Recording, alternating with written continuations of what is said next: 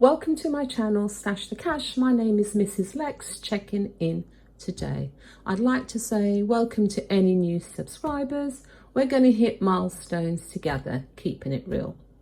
Today's topic entails my 10 steps to save funds easily, and it's actually week 31. As you can see, there's no visuals on the table today. I just wanted to give you my 10 tips in order to save funds easily, in my view. I don't just want to list what those 10 tips are. I want to give each tip some clarity. So here we go. The first tip I have is to set a budget. And why it is important to set a budget. When you set a budget, you identify bad spending habits. And this is something that has flagged up for me.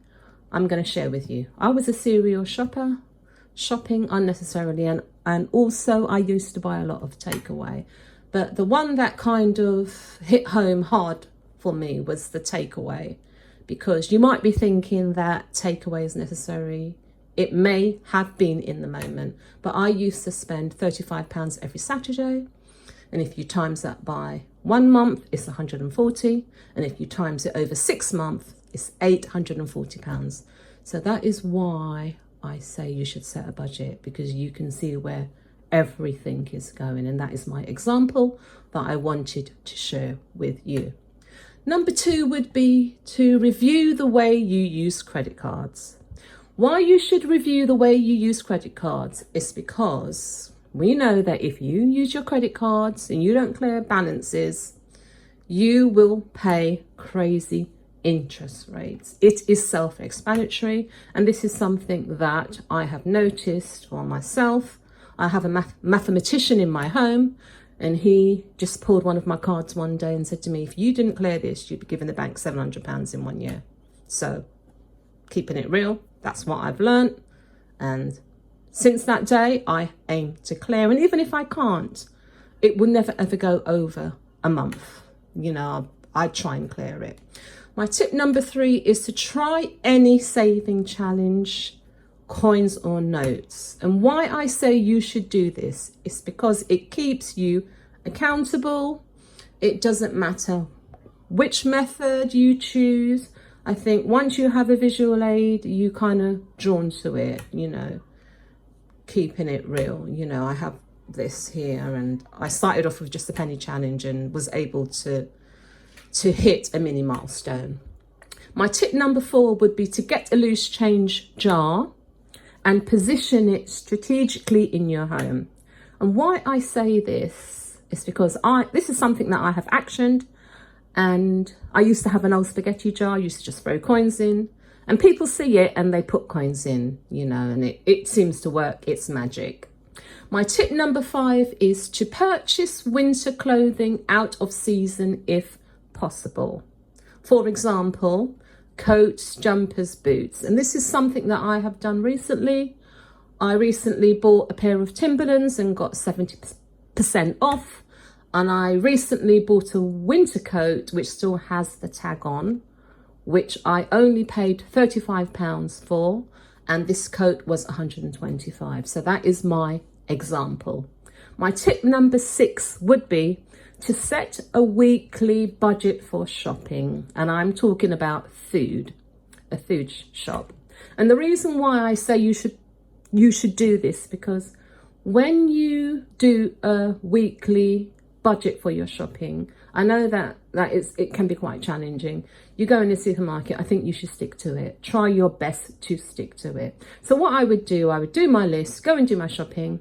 And when I went into the supermarket, if I saw any special offers, I wouldn't gravitate to them. I would come home and direct those special offers to other people, because obviously I'm on a budget. I have to stick to my list and stick to my budget.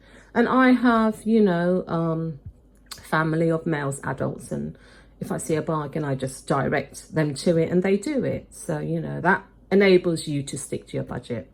My tip number 7 is Don't always offer to pay for entertainment. For example, cinema, dinner date, lunch out, and so forth. Take turns. You have a partner. What is he there for? You know, it's nice to be independent, but sometimes you have to shift something his way. I mean, you know, that's, a man should be a man, and he should pay at some time, at some point, keeping it real. My tip number 8 is to have a wish list, and I put this into practice. I have a wish list on my fridge, held up by magnets, and when I desire an item that is expensive, you know, or something branded, and I know it's going to be expensive, I've written it on my wish list. People come into the kitchen and they see it. And what I've put on my wish list before, I've put a holiday, designer bags, and so forth, and they see it, so they cross it off, and obviously that saves me money. My tip number 9 is to hijack other families' members' designer gear. Make use of them. Sometimes there's branded items lying around and they don't wear it. Just hijack it because you can, and wear it because you can. Why not? Why are you going to go and buy something when there's something lying around which is expensive that this person is not wearing? It will save you money. And my tip number 10 would be to leave credit cards at home. You're probably thinking, why? The reason why you should leave your credit cards at home if you do not have a sensible plan of action, because your credit card is not extra pocket money. It is extra debt coming your way, believe it or not, keeping it real. You know, it is self-explanatory. And I have a bonus tip, and my bonus tip would be to try 2 weeks or more just using cash. And this will just give you an idea of how much money actually passes through your hands. And this is something I have put into action. And the reason why I say you should try this, because sometimes when we pay for things and we spend money, we're often in denial. And when the money comes through your hands, you actually see it because it's visual. And sometimes you can't believe that X amount of money goes through your hands, and keeping it real. And this is something that has been tried and tested by me, and it works. And what I have learned about using cash, when I use cash, I take better care of it than when I use credit cards and debit cards. So, you know, I think it's something that maybe we all need to try or embrace, keeping it real. So these are my 10 tips, and I hope that, you know, something may ring home. You know, sometimes when you give people tips, they're probably thinking, well, I've heard it all before. But sometimes it could be something small, and it might be a godsend to somebody that might be listening and may never have looked at it that way, keeping it real. So in the meantime, I'd like to say to anyone watching, remember, it's not what you earn, it's what you keep. Pennies make pounds and pounds have use. And at the end of the day, that's all that matters. Please comment, like, and subscribe for ongoing saving strategies, tips, and achievements. Most important, try a challenge. I think you should. Blessings, and see you soon.